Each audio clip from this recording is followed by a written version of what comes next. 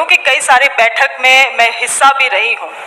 पहली बात, जिस तरह से पूरे देश भर में जो पेपर लीकेज का मामला है, आज किसी भी सरकार का वो जो कॉन्फिडेंस होता है एग्जाम कंडक्ट करने का, उसमें एक सवाल खड़ा कर देता है, उसमें वो कॉन्फिडेंस को डगमगा देता है। आज सवाल, सरकार कितनी भी मजबूत रहे, आज वो 2 बार सोचती है, 10 बार सोचती है एग्जाम कराने से पहले कि ये एग्जाम क्या हम लोग सक्सेसफुली करा पाएंगे, क्योंकि जिस तरह से जो सिंडिकेट काम कर रही है, और खासकर में आज वो सिंडिकेट आपको झारखंड में भी काफी एक्टिव दिखती है। कौन है वो सिंडिकेट, कौन है? देखिए, वो तो जनता को पहचानना होगा, वो कौन लोग हैं। जब सहायक आचार्य का जब यहाँ पे नियुक्ति किया जाता है, उनका जब एग्जाम लिया जाता है, तो कौन है वैसे लोग? लेकिन स्टूडेंट तो बोल रहे हैं सरकारी सिंडिकेट है। मैं इसका सवाल का पूरा मुझे कंप्लीट करने दे। कौन है वो लोग जो कोर्ट जाते हैं किसी भी नियुक्ति के लिए? कौन है वो लोग जो नरेटिव बिल्ड करते हैं? आज सरकार अपने तरफ से प्रयास करी है इंटरनेट बंद भी करना, मुझे लगता है ये बहुत एक सही कदम था सरकार के द्वारा, मगर फिर भी एक ऐसा नरेटिव बिल्ड किया गया कि इसमें धांधली हुआ है, इसमें गलत हुआ है, और अगर गलत हुआ भी है तो ये जांच का मामला बनता है। मगर जिस तरह से जो पॉलिटिकल पार्टीज हैं, जो दल हैं, जो संगठन है, जो इसमें इन टॉपिक्स को पिक करके आगे आती हैं और फिर इसको एक राजनीतिक रंग देने का प्रयास करती हैं, तो मुझे लगता है इन चीज़ों से ये चीज़ें गलत है, यहाँ के जनता के लिए गलत है, यहाँ के युवाओं के लिए गलत है, और जो एक परसेप्शन बिल्ड किया जा रहा है इस स्टेट के लिए, वो भी गलत है।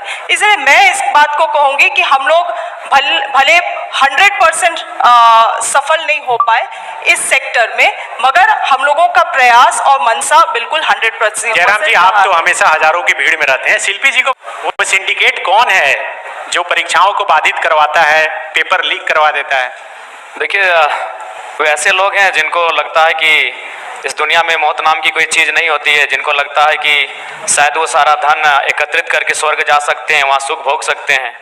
बिल्कुल ये बहुत गंभीर समस्या है, और मुझे लगता है कि इसमें सरकार के लोग शामिल होंगे, विपक्ष के लोग शामिल होंगे, ये कोई नई बात नहीं है। अगर आदरणीय शिल्पी जी कह रही है कि अगर वो जनता जानती है, तो जनता को मालूम है कि किस प्रकार से जेपीएससी की परीक्षा होती है। उनमें जब रिजल्ट आता है तो विधायक जी के रिश्तेदार होते हैं, विधायक जी के भाई होते हैं, विधायक जी के भतीजे होते हैं, तो ये किसी से छुपा नहीं है। बिल्कुल ये इसी बीच से है, इसी सिस्टम के बीच से है, इसमें किसी एक का कोई योगदान नहीं है।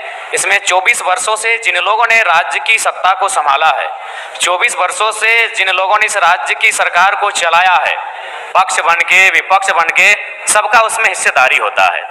तो इसलिए जिस दिन वो इस बात को मानेंगे कि हमें एक समानतापूर्वक जीवन जीना है, हम लोग वास्तव में इंसान मनुष्य में, ये सीजीएल का पेपर लीक हुआ लग रहा है आपको?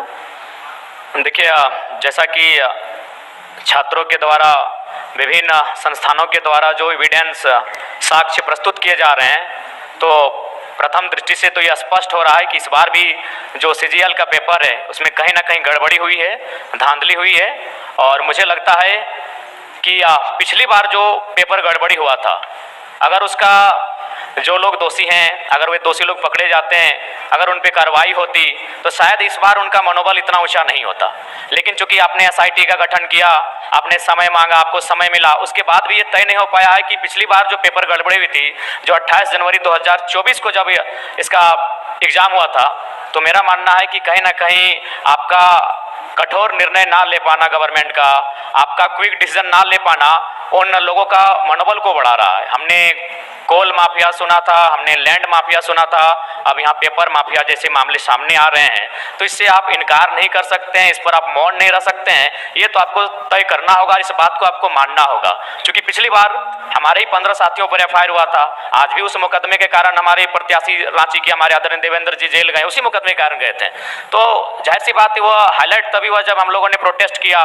उस प्रोटेस्ट के परिणाम स्वरूप उस समय वर्तमान मुख्यमंत्री माननीय चंपई सोरेन जी थे, एसआईटी का गठन हुआ। लेकिन आज परिणाम और निष्कर्ष आपके सामने क्या है? यानी आप लोग उन माफियाओं के मनोबल को बढ़ाने का कार्य आप स्वयं कर रहे हैं।